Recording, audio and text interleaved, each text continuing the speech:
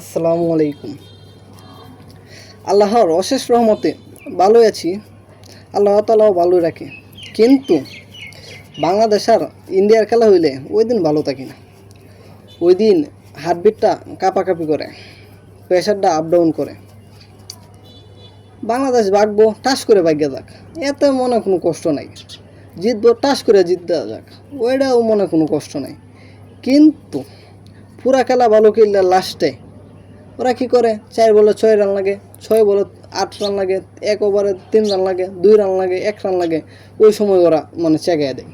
ওই সময় তো যে বাঙালির যে অবস্থা, কি কমু, যে খারাপে পড়তেছে মরতেছে, এরকম একটা অবস্থা হয়ে যায়। তো যারা খেলা দেখবেন, খেলা তো অবশ্যই সবাই দেখবেন, যেহেতু দেশের খেলা। আমিও খেলা দেখি।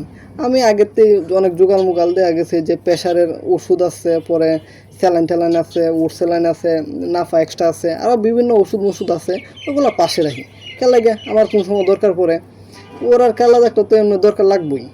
আজকে শিওর লাগবো, এটা লাগবো না লাগবো এটা বড় কথা না, কিন্তু আজকে অনেক মানুষের লাগবে। আজকে ওই যে দোকানে যাইবেন, গিয়ে দেখবেন সমানে ভিড়, ওষুধের দোকান, কি পরিমাণ যে ভিড়, এটা অসম্ভব একটা ভিড়। আবার দেখা গেছে এই ভিড়ের কারণে তবু মানুষ খেলা দেখবো, এই সকালতে লাইন ধরে ওষুধ টষুধ কিনবো, খেলা দেখবো। তো এই কাতারে আমিও আছি। আজকে দেখা গেছে যে আমি ওষুধ টষুধ লইছি, আপনারা ওষুধের ইয়াও দেখাইতেছি, সমস্যা নাই।